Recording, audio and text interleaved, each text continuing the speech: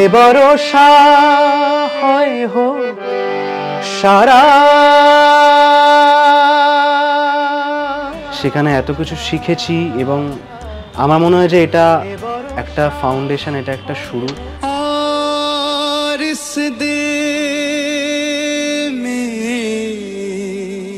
Typically যেটা বলে একটা নর্মাল নিম্ন মধ্যবিত্ত পরিবার, তো সেই পরিবারে আমার বড় হওয়া এবং আমার শিক্ষা সমস্তটাই সেই পরিবার, সেরকম একটা মানে কোট অ্যান্ড কোট ক্লাসে আমার হয়েছে।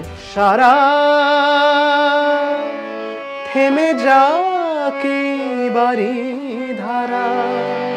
আপনাদের সকলের কাছে আশীর্বাদ যাতে আগামী দিনগুলোতে আমি যেন আপনাদেরকে ভালো গান বাজনার মাধ্যমে আপনাদের মন জয় করে যেতে পারি।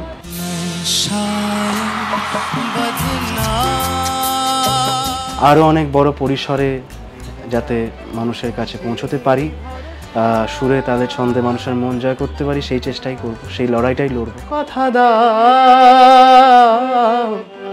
কথা দাও, আবার আসবে। আজকে আলাপচারিতা করতে এসেছি যার কাছে, তাকে ইতিমধ্যে আপনারা চিনে গেছেন সারেগামাপায়ের মাধ্যমে। তো আপাতত আমরা রাসবিহারীতে সত্যজিৎ দেবরায়ের বাড়িতে। হ্যালো, কেমন আছো? খুব ভালো আছি, তুমি ভালো আছো?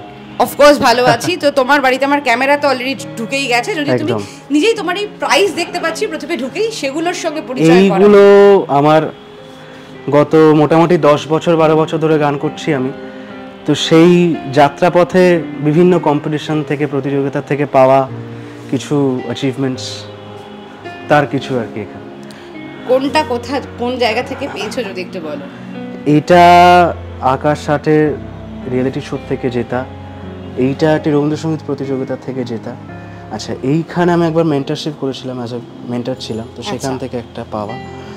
আর এইটা একটা কম্পিটিশন থেকে, লোকাল কম্পিটিশন থেকে পাওয়া, এইটাও রবীন্দ্রসঙ্গীতের।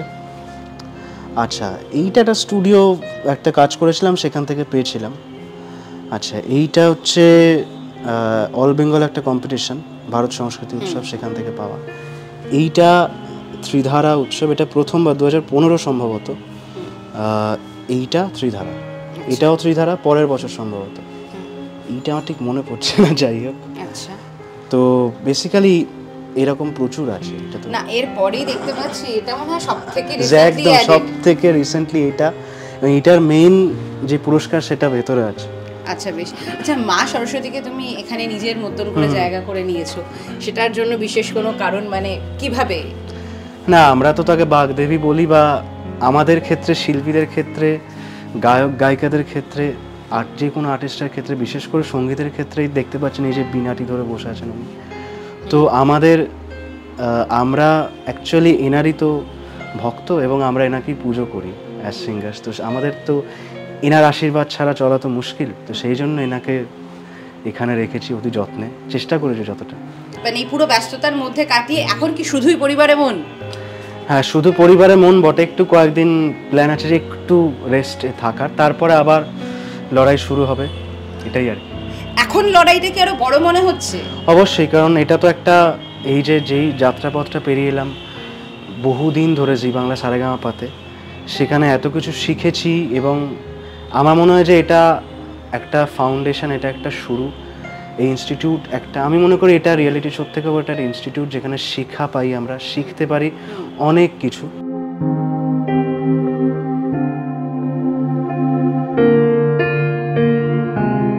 তো এইটা একটা শুরু, this is the beginning of my journey actually. এবার এখান থেকে আরও অনেক বড় পরিসরে যাতে মানুষের কাছে পৌঁছতে পারি, সুরে তাদের ছন্দে মানুষের মন জয় করতে পারি, সেই চেষ্টাই করব, সেই লড়াইটাই লড়ব। বাড়িতে তো অনেক মানুষজন আছে, এবং যেটুকুনি বুঝলাম যে তোমাদের বাড়িতে শুধু তোমাদের পরিবার নয়, আরো অনেকেই থাকেন। সেই জায়গা থেকে তারা কিভাবে আপাতত তোমায় গ্রহণ করছে, মানে তাদের কাছে কতখানি ভালোবাসার জায়গাটা বেড়ে গেল? ভালোবাসার জায়গা বেড়ে গেল বলাটা ভুল, হয়তো ভালোবাসার বহিঃপ্রকাশটা অনেকটা বেশি বেড়েছে, এই কারণে যে আমার বাবা অ্যাকচুয়ালি সিঙ্গার ছিলেন।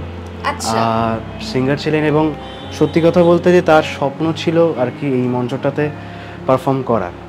কিন্তু হ্যাঁ, তো কোনো কারণে, নানান কারণে সেটা করা হয়ে ওঠেনি। তো আমি তার হয়ে হয়তো সেই স্বপ্নটা কিছুটা, নিজের তো অবভিয়াসলি স্বপ্ন আছেই, সেটা পূরণ করেছি, কিন্তু নিজের থেকেও বড় এটা ভালো লাগে যখন দেখি যে আমার বাবার সেই পরিশ্রমটা সফলতা পেয়েছে আমার মাধ্যমে।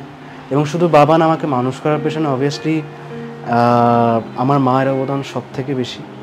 কারণ মার যে লড়াইটা, যে স্ট্রাগলটা করেছে, সেটা আমি বলবো আমার দেখা যতজন মা আছেন তাদের মধ্যে এতটা স্ট্রাগল, এতটা গভীরে গিয়ে লড়াই নিজের মনের সঙ্গে এবং নানান পরিস্থিতির সঙ্গে, সেটা পারিবারিক হোক, পেশাগত হোক, সমস্ত এরিয়াতে, সমস্ত ফিল্ডে যে লড়াইটা আমার লড়ে চলেছে ইভেন এখনও, এবং তার সঙ্গে সঙ্গে আমি এবং বাবা সেই লড়াইটা লড়ে এসে আমাকে মানুষ করার যে জায়গাটা, সেই জায়গা দেখতে গেলে সবার আগে সবথেকে বেশি খুশি আমার বাবা মা তো অবশ্যই, বিশেষ করে আমার মা, যেহেতু শিল্পীর ক্ষেত্রে বা শিল্পের ক্ষেত্রে সবার আগে মানুষ হওয়াটা সবথেকে বেশি গুরুত্বপূর্ণ বলে আমি মনে করি।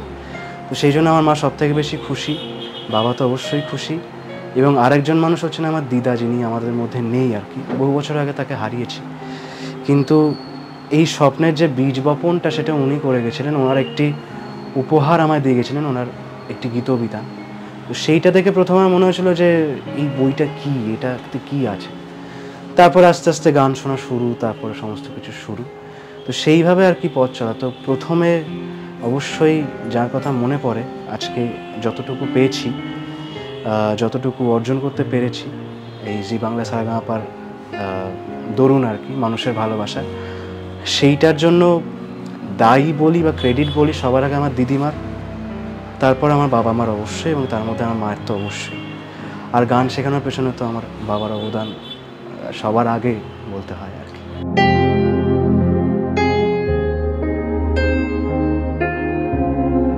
সত্যজিৎ, যখন তুমি এই পুরো উত্তরটা যখন দিতে দিতে যখন মায়ের কথা বলছিলে, তোমার চোখের মধ্যে মনে হলো অনেকগুলো মুহূর্ত ভেসে উঠলো, যে মুহূর্তগুলো একমাত্র তুমি এবং তোমার পরিবার সাক্ষী করেছে। সেটা হয়তো কখনো তুমি বহিঃপ্রকাশ করনি, মানে সেটা তো তোমার চোখের মধ্যে মনে হলো কোথাও এটা তুমি হারিয়ে গেছিলে ওই সময়টা দাঁড়িয়ে। তো সত্যজিতের বড় হওয়াটা কেমন ছিল? আমরা কি কোথাও বসে কথা বলতে? নিশ্চয়ই নিশ্চয়ই নিশ্চয়ই, প্লিজ। আমার স্কুল বলতে আমি পড়েছি নবলানন্দা হাই স্কুলে আমি। আর বড় হওয়া বলতে আমরা যে বরাবরই খুব আর্থিকভাবে সচ্ছল সেটা একদমই নয়, তার জন্য আমি এখনও লড়াই করছি। আর বড় হওয়ার মধ্যে টিপিক্যালি যেটা বলে একটা নর্মাল নিম্ন মধ্যবিত্ত পরিবার, তো সেই পরিবারে আমার বড় হওয়া এবং আমার শিক্ষা সমস্তটাই সেই পরিবার, সেরকম একটা মানে কোট অ্যান্ড কোট ক্লাসে আমার হয়েছে। এবং সবথেকে বড় কথা হচ্ছে যে আমরা তিনজনেই, আমি, আমার বাবা এবং মা, অত্যন্ত লড়াই করে এবং অত্যন্ত স্ট্রাগল করে, কোট অ্যান্ড কোট স্ট্রাগল টার্মটা এই জন্য ইউজ করছি তার কারণ স্ট্রাগলের তো অনেক রকম আজকাল ডেফিনেশন হয়ে গেছে, যে এখন খুব সামান্য কিছুকে অ্যাচিভ করতে গেলেও এটা ব্যবহৃত হয় যে আমি স্ট্রাগল করেছি ইত্যাদি ইত্যাদি। কিন্তু আমার মনে হয় যে স্ট্রাগল জিনিসটার একটা মাত্রা আছে, যেই মাত্রাটা অবধি পৌঁছলে হয়তো সেটাকে স্ট্রাগল বলা যায়। তো সেই দিক দিয়ে দেখতে গেলে আমার বা বাবার বা মায়ের তিনজনের যে একসঙ্গে যে লড়াইটা লাইফের সঙ্গে এবং লাইফের বিভিন্ন সিচুয়েশনসের সঙ্গে, বেসিক্যালি ফিনান্সিয়াল, সেইটা আমার মনে হয় যে একটা বিরাট স্ট্রাগলের থেকে কম কিছু নয়। এবং আই এম সো প্রাউড যে আমি এই স্ট্রাগলের মধ্যে দিয়ে বড় হয়েছি। নাহলে তুমি তো মূল্যটা বুঝতে না। এক্স্যাক্টলি, সেটাই হচ্ছে ব্যাপার। সো বেসিক্যালি হ্যাঁ, স্ট্রাগলের মধ্যে দিয়ে আমার বড় হওয়া। কিরকম, মানে তুমি বারবার বলছো পরিবার এবং আর্থিক জায়গাটা, যদি সেটা একটু বলো। আর্থিক জায়গা বলতে যেটা বোঝায় সেটা হচ্ছে যে আমার বাবার যেটা স্বপ্ন ছিল গান করা বা গান বাজনার মধ্যে থাকা, সেটা নানান কারণে হয়ে ওঠেনি। এবং তারপরে যেটা হয়েছে যে বাবার যে পড়াশোনা করা বা সমস্ত কিছুর পরেও যেটা হয়েছে, আমি বলবো খানিকটা ফেট বা দুর্ভাগ্য, যে সেভাবে চাকরি বাকরি বাবার হয়নি। কিন্তু বাবার একটা ব্যবসা ছিল, যে ব্যবসাটা বাবা করেছে, সেটা কসমেটিক্স প্রোডাক্টসের ব্যবসা ছিল। তারপরে একদম শুরুতে তখনও তো এই গ্রিটিংস কার্ড ফার্ড সব থাকতো, তো সেইটার ব্যবসা ছিল। প্লাস এইভাবে নানানভাবে মানে বাবা নিজের থেকেও বেশি বলবো স্যাক্রিফাইস করে মানে মাথার ঘাম পায়ে ফেলে আর কি আমাকে বড় করেছে, এবং সেই স্ট্রাগলটাকে আরও মানে করতে সাহায্য করেছে আর কি। সেই স্ট্রাগলটা বলাটা বল, মানে সেই জার্নিটাতে বাবার স্ট্রাগলে যখন মা অ্যাড হয়েছে, তখন মাও সেই স্ট্রাগলটায় এতটা বেশিভাবে যোগদান দিয়েছে যে সেটা বিভিন্নভাবে যেমন হয় আর কি। মাও ফিনান্সিয়ালি অনেক কন্ট্রিবিউট করেছে, বা আমার নিজের অনেক কিছু বিক্রিও করেছে। তো সেইভাবে আমার বেড়ে ওঠা আর কি, মানে আমার বেড়ে ওঠাটা ওয়াজন্ট ভেরি স্মুথ আর কি। এবং সেই রাফনেসটা ছিল বলেই হয়তো আজকে আমি এখানে এসে বুঝতে পারছি যে এর সিগনিফিকেন্সটা কতটা, এই লড়াইটার সিগনিফিকেন্সটা কতটা। এবং আমার মনে হয় যে কোনো আর্টিস্ট যদি জনপ্রিয় হয়, যে কোনো জনপ্রিয় আর্টিস্টের একটা লড়াই অবশ্যই থাকতে হয়। নদীর কোন ভাসবে একদিন নববর্ষা, মানে কি জানো তো, একটা কথা আছে না, আইডি স্যার এটা বলেছিলেন আমাকে একটা গানের জাজমেন্টের সময় একটা কমেন্ট করেছিলেন যে সুখ সহ্য হয় না, দুঃখ সবার সহ্য হয়। তো বিষয়টা হচ্ছে এইটাই, যে দুঃখ বলবো না, এই স্ট্রাগলটাকে আমি খুব এনজয় করেছি।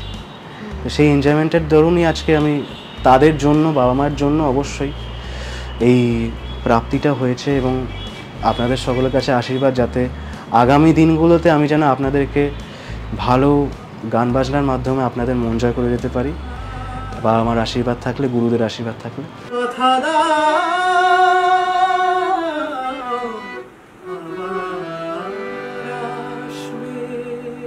তবে এই দীর্ঘ পথ চলাটা, যেহেতু তুমি বারংবার এই কথাটা বলছো যে মানে এই যাত্রাটা কিন্তু অনেক কষ্ট করে পেয়েছো, এবং সে জায়গা থেকে আমার যেটা মনে হলো যে তুমি এই মানুষগুলোকে আরো বেশি আঁকড়ে রাখার দায়িত্বটা মনে হয় তুমি বেড়ে গেল এই সারেগামাপায়ের পরে। মানে যেহেতু পুরো অ্যাচিভমেন্টের ক্রেডিট তুমি নিজের থেকেও বেশি তাদেরকে দিচ্ছ।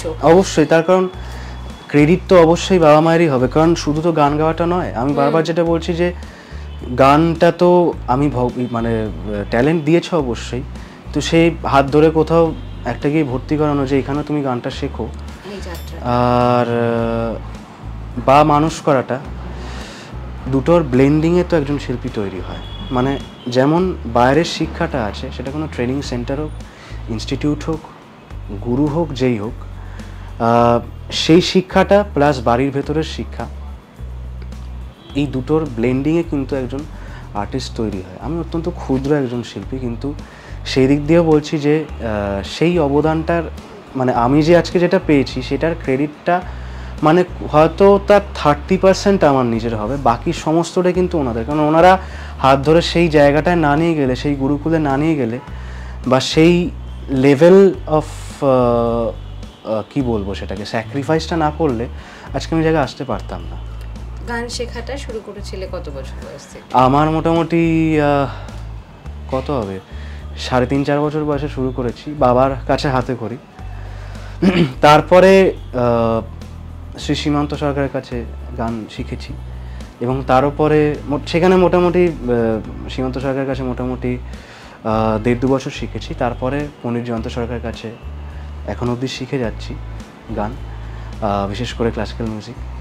এবং সবথেকে বড় কথা হচ্ছে যে গত 4-5 বছর ধরে, কি তারও বেশি, 2017 থেকে সম্ভবত আমি শ্রী রথজিৎ ভট্টাচার্যের কাছেও শিখছি।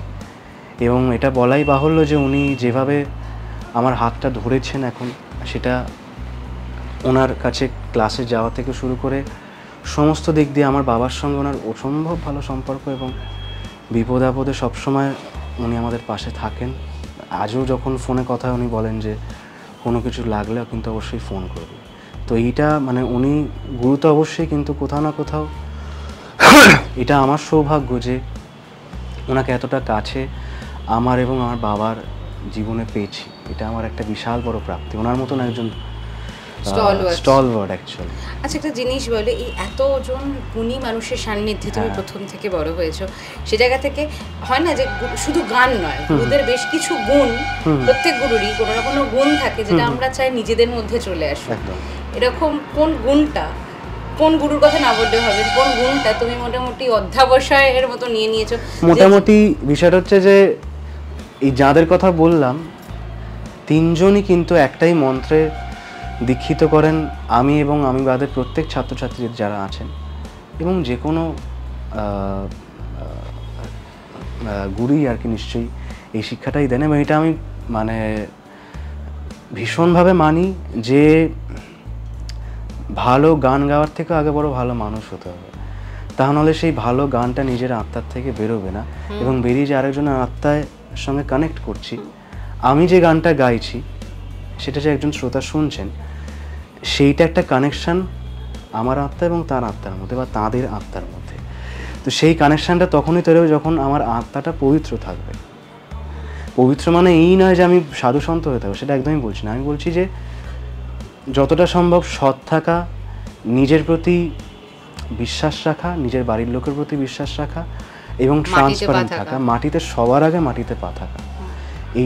এই শিক্ষাটা আমি মোটামুটি যতদিন আমি মনে করি যে এই শিক্ষাটা আমার মাথায় থাকবে, এই মন্ত্রটা আমার মাথায় থাকবে, ততদিন আমি শিল্পী থাকবো। যেদিন এই মন্ত্রটা বেরিয়ে যাবে মাথার থেকে, সেদিন আমি আর শিল্পী থাকবো না, হয়তো মানুষও থাকবো না। সত্য যে যেহেতু তুমি একটু আগে তোমার পারিবারিক স্ট্রাগলের জায়গাটা বললে, সেজন্য একটা প্রশ্ন না করলেই নয়। সেটা হলো, আমাদের জীবনে তো সাফল্য এবং ব্যর্থতা দুটোই মানুষকে চেনায়। সেটা দুটো ক্ষেত্রেই হয়, যে যখন তুমি এই হয়তো আজকে যেটা তুমি অ্যাচিভ করেছো সেটা যতক্ষণ অ্যাচিভ করেছো, যারা হয়তো সেই সময় পাত্তাও দিত না বা কথাও বলতো না, তারা হঠাৎ করে দেখা যায় ভীষণ গদগদ চিত্তে বন্ধু হয়ে যায়। আবার অন্যদিকে আরেকটা জিনিসও হয়, যারা খুব এতদিন ধরে আহা উহু আমার সমস্ত দুঃখে সুখে সে থাকবে বলে, তারা হঠাৎ করে দুম করে একজন যাকে তারা এতদিন ধরে সেই সহানুভূতির নজরটায় দেখতো, সে যদি কোনো একটা জায়গায় সফলতা অর্জন করে, তখন হঠাৎ দেখা যায় তাদের রূপ পরিবর্তন হয়ে যায়। তুমি ব্যাপারটা কিভাবে দেখো? কারণ যেটুকুনি ওই আবার বলছি, যেটা আমার মনে হয়, অফকোর্স আপনি দর্শকরা বলতে পারেন আপনার বিশাল বেশি মনে হচ্ছে, কিন্তু যেটুকুনি মনে হলো মানে তুমি তোমার পুরো জায়গাটাতেই তো অনেকগুলো ধাপ তুমি পেরিয়েছো এবং অনেকগুলো কষ্ট, তোমাকে অনেক মানুষ চিনিয়েছে। একদমই। বিষয়টা হচ্ছে যে এই প্রসঙ্গে একটু বলে রাখি, সেটা হচ্ছে যে আমার বাবা 2019 থেকে ডায়ালিসিস নিচ্ছেন সপ্তাহে 3টে করে।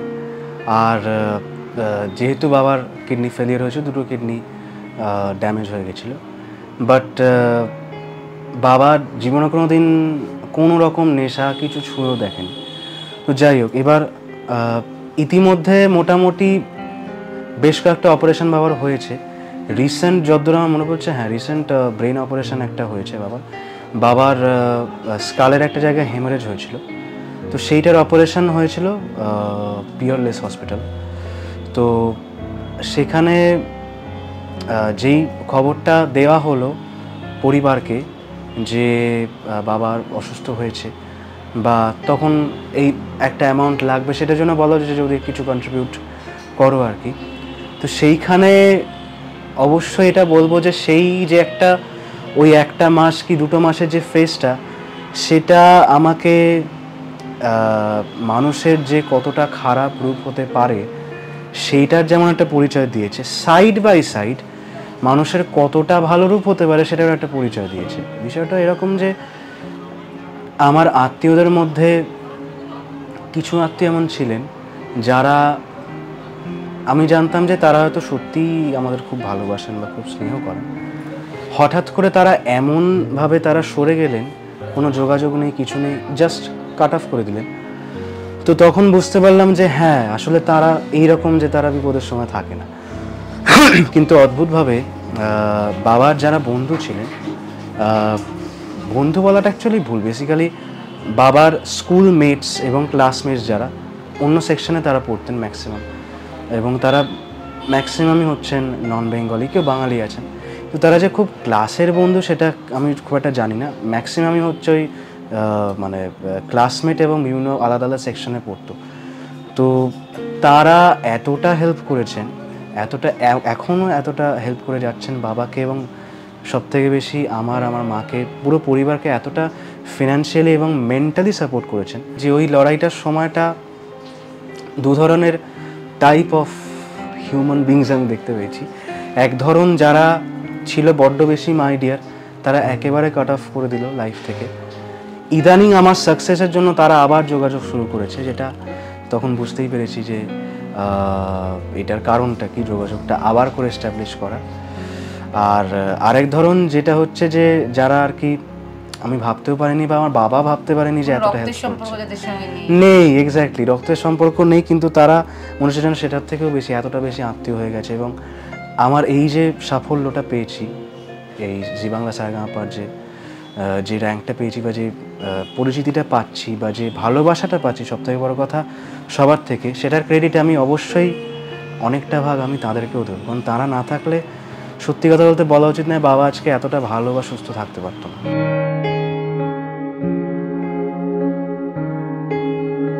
সারেগামাপার মঞ্চে বহু গুণী মানুষদের সান্নিধ্যে তুমি এসেছো এবং তারাও তাদের অনেক ক্ষেত্রে তারা তাদের জীবনের খারাপ লাগার জায়গা তোমাদের সঙ্গে শেয়ার করে নেয় যাতে তোমরা উদ্বুদ্ধ হও। এমন একটা ঘটনা যদি মনে পড়ে যেটা তোমাকে সবথেকে বেশি ইন্সপায়ার করে আজ? সত্যি কথা বলতে প্রচুর এরকম ঘটনা আছে। কারণ আমাকে বিশেষ করে জাজেসরা মানে খুবই স্নেহ করতেন ওনারা, এবং বিশেষ করে গ্রুমার স্যার ম্যামরা। এমনকি এটা হয়েছে যে বাচ্চারা যারা আছে, বিশেষ করে অনেকের বেশ কিছু গান আছে যেগুলো ওর মুখরা অন্তরা করে ছোট ছোট করে গাওয়ার কথা, তো সেইগুলো আমাকে বলা হতো যে তুই একটু দেখিয়ে দে অনেককে, গানগুলো একটু তুলিয়ে দে। তো সেই ভরসাটা আমি খুব পেয়েছি তাদের কাছ থেকে। আর একটা কথা সেটা হচ্ছে যে আমার টিম লিডার্স যারা ছিলেন, ইমন ম্যাম এবং রাঘব স্যার, তারা প্রত্যেকবার যে কোনো পারফরমেন্সের আগে একটা কথাই বলতেন যে তুই যেটাই তুই কর, কীরকম হবে জানি না, কিন্তু তুই প্রে কর যেন তুই তোর বেস্টটা দিতে পারিস আর একদম ভয় পাবি না। সো এই এনকারেজমেন্টটা বা এই ভরসাটা, আর আইডি স্যার আমাকে ভীষণ স্নেহ করতেনও, মানে যখন শো চলছিল, এবং ভীষণ ভীষণ ভালোবাসতেন। আমি প্রত্যেকের কাছ থেকে সেই স্নেহটা পেয়েছি। জাভেদ স্যার আমাকে অনেকবার বলেছেন যে এরকম তুমি এত ভালো রেয়াজ করো, আমি তোমাকে একটা অন্য জায়গায় দেখতে চাই, কারণ তোমার রেয়াজ আছে সব থেকে বেশি এখানে। আর ইনফ্যাক্ট ফিনালেতে আদনান স্যার আলাদা করে আমাকে বলে গেছেন, যখন উনি আর কি আমাকে প্রাইজটা দিচ্ছেন, যে মানে এগুলো তো বিরাট প্রাপ্তি, তো বলতে বড্ড ভালো লাগে আর কি, যে উনি বলে গেছেন যে তোমার তৈয়ারি বহুত আচ্ছা হয়, এত ভালো তৈয়ারি তোমার গুরুকে তুমি অনেক দিন সাস্টেন করবে, তুমি কিন্তু চালিয়ে যে ওই রেয়াজটা চালিয়ে যাও, খুব ভালো হবে। সো এই যে উৎসাহটা এবং এই যে টু সাম এক্সটেন্ট ভরসাটা পেয়েছি, এটাও তো একটা বিরাট প্রাপ্তি আমার কাছে। এবং এই প্রাপ্তির সঙ্গে যাদেরকে না নিলেই নয়, যাদেরকে কথা আমরা কনস্ট্যান্ট শুনে যাচ্ছি, তোমার পরিবার, তাদেরকে কি একটু ডেকে নেওয়া যায়? নিশ্চয়ই নিশ্চয়ই নিশ্চয়ই।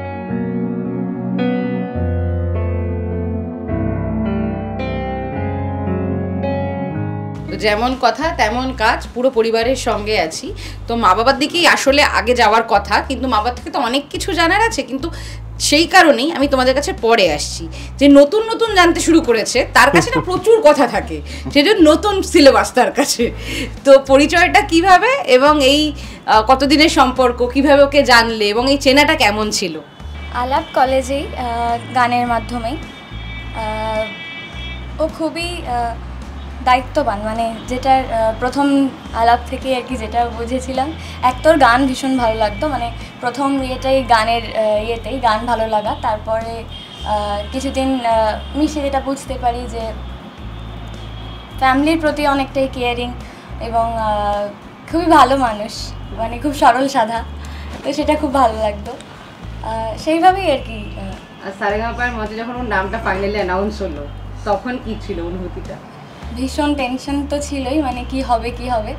আর মানে ও এত বছর ধরে যেটার জন্য খেটেছে, তো সেটার জন্য সবাই চেয়েছিলাম যে একটা ভালো ফলো পাক। যখন বলেছে ভীষণ আনন্দ হয়েছে। সম্পর্কে পরিণতিতে আমরা তো বলি যে তোমার এই দায়িত্ব নিলাম, ও আজকে মনে হয় তোমার মাইকের দায়িত্ব। বেশ, এবার আসি একজনের কাছে, বাবার কাছ থেকে শুনবো, কারণ ও তো কিন্তু পুরো ইন্টারভিউটা জুড়েই, ওর সামনে আছে তাও বলছি, পুরো ইন্টারভিউটা জুড়েই বাবা এবং মা, এটুকুনি বুঝেছি যে ওর জগৎটায় বাবা মাই ওকে তৈরি করেছে। মানে ও যে ভগবানের পরে কাউকে রেখে থাকে, সেটা তোমরা দুজন। তোমার প্রচণ্ড সর্দি, তোমাকে তাও বিরক্ত করতে আমি বাধ্য হচ্ছি। তুমি বলো যে ওর বড় হওয়াটার সঙ্গে তোমাদের যাপন, এবং শুনছিলাম যে মানে তোমরা অত্যন্ত কষ্টের সঙ্গে, কষ্ট এবং স্ট্রাগল দুটোর মধ্যে দিয়ে গেছো, কিন্তু সেই আঁচটা ওর ওপর কখনো বুঝতে দাওনি, কিন্তু ও আঁচটা নিজের কাছে নিয়েছে। কেমন ছিল এবং আজ দাঁড়িয়ে কি অনুভূতি? তো ছোটবেলা থেকে হ্যাঁ আমি নিজের কেরিয়ারটা কখনো ভাবিনি মানে সেভাবে, কারণ আমার ফার্স্ট প্রায়োরিটি ছিল যে ওকে মানুষ করব যাতে ওর কোনো কষ্ট না হয়, ঠিক মতন মানুষ হয়। তারপরে এমনিতেও খুব ভীষণই শান্ত ঠান্ডা, বরাবরই যে দুষ্টু ছিল একদম তা না। পড়াশোনা, গান বিশেষ করে গান নিয়ে তো কখনো কিচ্ছু বলতে হয়নি, যখন মানে খুব ডেডিকেটেড ছোটোবেলা থেকে, যে মানে যে সময় ছোটো বাচ্চারা সব মানে দুষ্টুমি করে, দৌড়াদৌড়ি করে, ও কিন্তু গান নিয়েই সময়টা কাটিয়ে দিত। মানে হারমোনিয়ামে বসলে মানে ওকে ওঠানো যেত না, মানে ডাকলে সাড়া পাওয়া যেত না, এরকম ছিল ছোটোবেলা থেকে। তো ওইটা নিয়ে ওর থাকতো যে খুব দুষ্টু ছিল তা না, গান টান নিয়ে বেশিরভাগ সময় ওর সময় কেটে যেত। পড়াশোনার সময় একটু হয়তো বলতে হতো বস পড়তে বস, কিন্তু তাতেও মানে ও খুব ডিসিপ্লিন বরাবর পড়াশোনা বা গান বিশেষ করে। ভালোই ছিল, হ্যাঁ ভালো ছিল, কিন্তু গানটাতে বেশি যেহেতু বেশি সময়টা দিত বা গানটা বেশি ভালোবাসতো, সেই জন্য আমরা প্রেশারাইজও করিনি খুব একটা পড়াশোনা নিয়ে, মানে যেটুকু না করলে নয় সেটুকুর উপরেই ওকে রেখেছিলাম আর কি। মানে গানটাকেই আমরা সবসময় চেষ্টা করতাম যে যেহেতু ভালোবাসে বা ওর ট্যালেন্ট আমরা বুঝতে পারতাম ওটাতেই আছে, সেই জন্য সবসময় আমরা চেষ্টা করতাম যে ও গানটাই বেশিরভাগ সময়টা করুক বা ওটাই ওর মেন ইয়ে হয়ে দাঁড়াক। সেই জন্য পড়াশোনাটাও তো ভালো ছিল, মানে খুব যে ওকে মানে কি বলবো খাটতে হতো সেটা না, মানে একটু একটু বলে দিলে একটুখানি খানিকক্ষণ বসলেই মোটামুটি ও পারতো, মানে মানে ভালোই মোটামুটি স্ট্যান্ডার্ড রেজাল্টই হতো, খুব খারাপও রেজাল্ট হতো না। তো সেই জন্য এমনি মানে ওর ছেলে হিসেবে ওকে দেখতে গেলে মানে কখনো মানে আমাদের খুব যে লড়াই করতে হয়েছে, খুব কষ্ট করতে হয়েছে তা না, খুব ভালো ছেলে সত্যি কথাই ছোটো থেকেই। প্রত্যেকের হয় একটা স্ট্রাগল আছে, একটা অ্যাঙ্গেলের স্ট্রাগল আছে, একটা ফিল্ডের স্ট্রাগল আছে, বা একটা পার্টিকুলার জায়গায় স্ট্রাগলটা আছে। তো আমাদের ক্ষেত্রে বিশেষ করে বাবার ক্ষেত্রে, মার ক্ষেত্রে বা আমার ক্ষেত্রে যেটা হয়েছে যে আমাদের প্রত্যেকটা মানে পর একটা করে স্ট্রাগল আছে, মানে এক একটা না। হ্যাঁ সেটাই হচ্ছে ব্যাপার বলতে গেলে মানে এত খরচা সব দিক দিয়ে, মানে একদম মানে আমি মানে ছেলের দিকে ওই সময় থেকে আমরা মানে ওর দিকে প্রায় তাকাতেই পারিনি, এরকম অবস্থা। তা মানে আমাদের সবারই একটা স্বপ্ন ছিল ছোট থেকে, যেহেতু গান টান করতো যে ওকে একটা বিশাল বড় কোনো জায়গায় দেখবো, তো সেই জায়গা থেকে মানে ভেতরে একটা কষ্টও ছিল চাপা যে কিছুই ওর জন্য করতে পারছি না। তারপরে এই দিকটাও আবার কীভাবে সামলাবো, মানে একটা মানুষকে মানে ওকে সব মানে কীভাবে বাঁচিয়ে ফেরাবো বাড়িতে, মানে সেই সব নিয়ে দুজনে আমার বোধহয় রাতে ঘুম হতো না, আমি আর ছেলে বাড়িতে থাকতাম, মানে আমাদের ঘুম চলে গেছিলো, মানে কী করে কী হবে, কী করে ওকে বাঁচিয়ে ফেরাবো বাড়িতে। আর আমার ছেলে মানে বাবা না থাকলেও গান মানে যে কোনো গান করবার আগেও আগে বাবাকে শোনাবে, হ্যাঁ বাবা ঠিক আছে বললে ও নিশ্চিন্ত, এরকম একটা ব্যাপার। হ্যাঁ কাজে সেই দিক দিয়েও তো ওর মন থেকেও একটা মনের মধ্যে একটা ইয়ে হতো। তা যাই হোক সেই সব লড়াইগুলো পার করেছি, ঠাকুরের আশীর্বাদে ও সুস্থ হয়ে আবার বাড়ি ফিরেছে। হ্যাঁ তা এই মিটি হাসছিল আবার সব যখন হচ্ছিল বলছিল তোমরা টেনশনের চোটে বলছো, কাকু মিটি হেসে যাচ্ছে।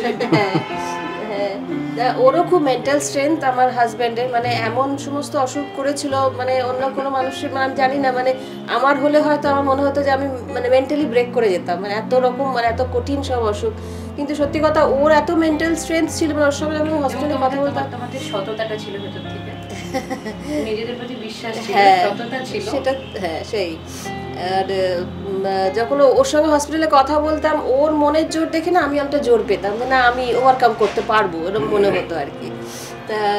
তারপরে যখন ও সুস্থ হয়ে বাড়ি ফিরলো, তারপরে ও যখন সারেগামাপায় সিলেক্ট হলো, মানে মানে ভাবা যাচ্ছে মানে আমাদের মানে মানে সেই অনুভূতিটা না আমরা মানে বলে বোঝাতে পারবো না, মানে বা মানে কি বলবো একটা অনেক দিনকার স্বপ্ন মানে সত্যি হওয়ার মতন একটা ব্যাপার। একটা জিনিস বলো তো, ও বেশি কার মতো, তোমার না আঙ্কেলের মতো? সাংঘাতিক প্রশ্ন, মেলানো মেশানো অ্যাকচুয়ালি। ওর দুষ্টুমি তো করেই না, তাহলে যদি স্বভাবগত জায়গা থেকে বলা যায় কার মতো? অ্যাকচুয়ালি ব্যাপারটা হচ্ছে কি আমার আর ওর স্বভাবটা, আমার আর হাজবেন্ডের স্বভাবের মধ্যে না খুব মিল আছে, মানে আমরাও খুব কম কথা বলি, মানে শান্ত ছিলাম আর কি একটা সময়। হ্যাঁ বা পড়াশোনাতেও মানে আমরা মানে কি বলবো মানে আমাদের নেচারগুলো খুব এক অনেকটাই। তুমি এটা বলছিলে না যে ভগবান ফিরিয়ে দিয়েছে, হ্যাঁ সেটার কারণ হয়তো তোমাদের পারিবারিক বন্ধনটা এত স্ট্রং। সেটা তো অবশ্যই, হ্যাঁ আমাদের হ্যাঁ সেটা নিশ্চয়ই আমাদের বন্ধনটা তো রয়েছে। আর মানে ওই জন্য আর কি মানে ওর স্বভাবটার সঙ্গে যে তুমি বলছিলে যে কার সঙ্গে মিল, মানে ওই জন্য মানে ডিফারেন্সিয়েট করা যাচ্ছে না কার সঙ্গে কোনটা মিল আর কি। আর ওর হবু শ্বশুর না হবু শাশুড়ি কার সঙ্গে বেশি মিল? হ্যাঁ ও খুবই ভালো মেয়ে সত্যি কথাই, আর আমার একদম মানে বন্ধুর মতন, মানে মেয়ে মেয়ে বলার থেকে আমার মনে হয় বন্ধু হওয়াটাই বেশি ভালো, মানে বেশি ক্লোজ হয় সম্পর্কটা। তো ও আমার খুব ভালো বন্ধু, মানে এটা আমাদের মধ্যে একটা ডেভেলপ করেছে সম্পর্ক যে মানে আমরা খুব ক্লোজ, মানে ও আমাকে সব কথা বলে, আমিও ওকে সব কথা বলি, মানে আমাদের মধ্যে এই বন্ধুত্বটা খুব তৈরি মানে হয়েছে। যে টিপিক্যাল জিনিসটা বলা হয় যে বউ আর শাশুড়িকে নিয়ে যে রিমোট নিয়ে কারাগারি হবে, সেটা দুজনের মধ্যে হবে না, তাই? না না, আমি সেটা এটা নেই। থেকে জানবো কয়েক বছর পর। হ্যাঁ, কয়েক বছর না না, আমার সেই বিশ্বাসটা আছে, সেটা নিশ্চয়ই হবে না, কারণ আমাদের মধ্যে অলরেডি সেই ফ্রেন্ডশিপটা ডেভেলপ চয়েসেস করে গুলো গেছে। খুব ম্যাচ করে, দুজনের চয়েসেস, দুজনের মানে অ্যাঙ্গেল অফ থিঙ্কিং খুব ম্যাচ করে, যেটা আমার ক্ষেত্রে একটা সুবিধা হয়েছে। Blessing. মানে আমি স্যান্ডউইচ টাইপ অফ হয়ে যায়নি, এটা সেটা খুব মানে এক এক সময় ও বোধহয় মানে সরে যায়, মানে আমরা দুজন বেশি। সেটাতে কিন্তু চাপ তোমারই, মানে দুজনে মিলে যখন কোনো তোমার একটা ভুল পাওয়া যাবে, তুমি কিন্তু জানো না তুমি কোন জায়গা থেকে পিছতে চলেছো। সে হয়েছে সেটা নাই বললাম, কিন্তু ঠিক আছে আর কি। আঙ্কেল, তোমার কাছে আসি। তোমার যাত্রাটা তুমি জানো, বাদ বাকিটা গেছে পরিবারের উপরে। সেখান থেকে দাঁড়িয়ে ছেলেকে বড় করা এবং আজ দাঁড়িয়ে ছেলের পাশে থাকা। বড় করা বলতে মানে আমার নিজের একটা স্বপ্ন ছিল, বলেছেও যে এই মঞ্চটাকে নিয়েই বিশেষত স্বপ্নটা ছিল, মানে এই মঞ্চটা দাঁড়িয়ে গান গাইব, সকলে দেখবে আমাকে। তো সেটা নানান কারণে হয়ে ওঠেনি, আমি সেই ধরনের সেভাবে শিক্ষাটাও পাইনি, যে যে শিক্ষাটা প্রয়োজন, প্রথাগত শিক্ষা যেটা যেটা প্রয়োজন গানের ক্ষেত্রে, সেটাও হয়নি, হয়ে ওঠেনি কোনোভাবে। তো সেই জন্য ও মানে হওয়ার পর থেকেই আমার মানে প্রায়োরিটি ছিল এটাই, যে গানটা নিয়ে মানে আমার ইচ্ছে ছিল যে আমি গান নিয়ে বাঁচব, আর কিছু যেন আমাকে করতে না হয়। কিন্তু আমাকে ঠিক উল্টোটাই করতে হয়েছে, এবং সেটা মানে নিজের থেকে মানে ভেতর থেকে একটা মানে অত্যন্ত পেইনফুল জিনিস। মানে আমি ভালোবাসছি একটা অন্য জিনিসকে কাজ করতে জন্য একটা কিছু, হ্যাঁ। এবং সেটাই আমি বরাবর চেয়েছি, যেহেতু ও যাতে নিজের ভালোবাসার জিনিসটা করতে পারে, এবং ভগবানের আশীর্বাদে মানে ও যে সেই একই জিনিসটা পেয়েছে, মানে গানের প্রতি ওর ভালোবাসাটা আমার যেমন ভালোবাসা, ওরও সেই একই ভালোবাসা, শ্রদ্ধা, বেসিক্যালি শ্রদ্ধা। হ্যাঁ, সেই একই ঈশ্বর ওকেও সেই গুণটা দিয়েছেন এবং ভালোবাসাটাও দিয়েছেন। সকলের তো হয় না, বাবা মা চায় একরকম, ছেলেমেয়ের হয়তো অন্য একটা কিছু জিনিস ন্যাক হয়, সেটা কাজে সেটা দিয়েছেন ঈশ্বর, সেটা সবটাই ঈশ্বরের আশীর্বাদ, আর কিছু না। আর আমাদের এমনিতে ছোটোবেলার থেকে মোটামুটি ওই আমার অসুখ হওয়ার আগের অবধি মোটামুটি 2019 অবধি আমরা দারুণ সচ্ছল কিছু ছিলাম না, কিন্তু কি যেভাবে ছিলাম আমরা হ্যাপি অ্যাকচুয়ালি, যে ভালো মন্দে ভালো, হ্যাঁ ঠিক আছে।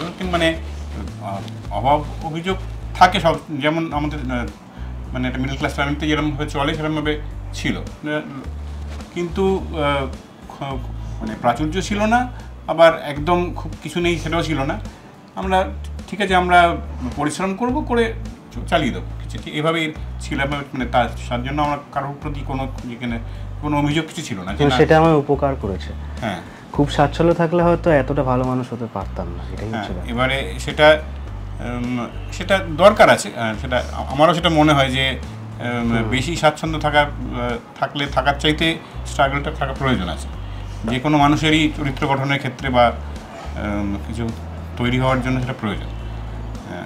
অনেকে বলে না যে পেটে খিদে না থাকলে সেটা হয় না। আর এর পরের ফেজটা যেটা আমি যতবার অসুস্থ হয়েছি, মানে হসপিটালে ভর্তি হয়েছি এবং সিরিয়াস অবস্থায় গেছি, তখন আমার একটা জিনিসই মাথার মধ্যে মানে ঘুরেছে যে মানে আমি যেভাবে হোক আমাকে ফিরতে হবে, কারণ ও প্রথম যখন হয়েছি তখনও ক্লাস 9-এ পড়ে, তখন অ্যাডাল্টও হয়নি। হ্যাঁ, ওকে একটা এস্টাবলিশড অবস্থায় আমাকে দেখে যেতে হবে, এটা আমার একটা লক্ষ্য, আর কিছু না জীবনে, যে ওই এস্টাবলিশ দেখলে আমি তারপরে আমার যা হোক আমি কিছু চিন্তা করি। হ্যাঁ, মানে ওকে ওই জায়গাটায় দেখে আমি তবে আমি মানে শান্তিতে যেতে পারবো, আর কিছু না। মানে ওইটাই আমাকে মানে পুশ করেছে যে না, আমাকে বেঁচে ফিরতেই হবে। মানে আমি যে পজিশনে থাকি না কেন, মানে এতে আইসিইউতে ডক্টর বলছেন ভেন্টিলেশনে দেবো, হ্যাঁ আমি বলছি না ভেন্টিলেশন নেবো না, হ্যাঁ ভেন্টিলেশন নেবো না, মানে সেইখান থেকে ব্যাক করে এসেছি। কিন্তু আমার সবসময় মনে হচ্ছে যে না, ওকে ওই জায়গাটা আমি দেখে যেতে হবে, দেখে যাব। এবং ঈশ্বরের আশীর্বাদে আজকে বিশেষ করে সারেগামাপা স্টেজটায় ও যে যেতে পেরেছে, মানে বাংলা স্টেজ বিশেষ করে চেয়েছি, কারণ কি মানে বাংলা গানটাই আমরা বেশি ভালোবাসি আর হ্যাঁ, আর ও বিশেষ করে ভালোবাসে পুরোনো দিনের বাংলা গান। এই স্টেজটায় পৌঁছতে পেরেছে, এই স্টেজটায় ফাইনাল অবধি যেতে পেরেছি, এতগুলো গান শোনাতে পেরেছি এত গুণীজনদের, জাজেসদের, এত কিছু শিখেছি এখান থেকে, মানে এটা আমাদের কাছে মানে বিরাট প্রাপ্তি, বিরাট মানে এর থেকে এরপরে আসল জীবনের যুদ্ধ শুরু হবে। এবারে আশা করি ঈশ্বরের আশীর্বাদে এবং নিজের অধ্যাবসায় অনেক দূর যেতে পারবে। সেই হ্যাঁ ওর অবশ্যই, হ্যাঁ ওর গুরুদের মানে এটা এখানে পৌঁছানোটা সম্ভব হয়েছে অবশ্যই ওর গুরুদের জন্য। ওর গুরুরা যারা তার ওদের মানে প্রচণ্ড আশীর্বাদ, ভালোবাসা, ওর গুরুজনদের আশীর্বাদ এবং আমার বন্ধুদের কিছু আত্মীয় স্বজন তারা তো প্রচণ্ডভাবে সাপোর্ট করেছেন আমাদেরকে। এরা সকলেই মানে পাশে না থাকলে এই দিনটা আমি দেখতে পেতাম না, সত্যি কথা, মানে অনেস্টলি আমি এই দিনটা আজকে দেখতে পেতাম। মানে এই পুরো স্ট্রাগলটাতেও বলছিল যে অনেক কাছের মানুষকে আমরা অচেনাভাবে পেয়েছি এবং এই সময়টা মনে হয় তোমাদেরকে সব থেকে বেশি চিনিয়েছে ঈশ্বর, এবং ঈশ্বর মনে হয় তোমাদের ঘরে বাস করেন, সেই জন্যে তোমরা আজকে এই জায়গায় আরও একবার মানে সমস্ত ঝড় অতিক্রম করে উঠে দাঁড়িয়েছো। তার বেশি সময় নেব না, অনেকটা রাত হয়েছে, তো আমরা একটা গান কি শুনতে পারি এবার সত্যজিৎ? হ্যাঁ নিশ্চয়ই নিশ্চয়ই। বেশ।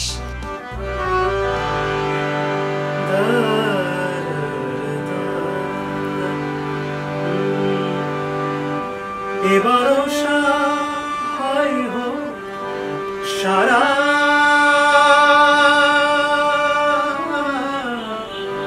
বরষা, হয় হোক সারা, এবারও সহায় হোক সারা, থেমে যাকে বাড়ি আবার নদীর কোন ভাসবে, আবার নদীর কোন ভাসবে, একদিন নব বর্ষায় দিন যা সেই ভরসা, কথা দাও কথা দাও কথা দাও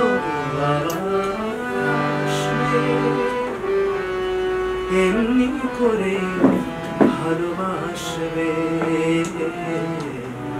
দিন যা সেই ভরসা, কথা দাও কথা দাও কথা দাও।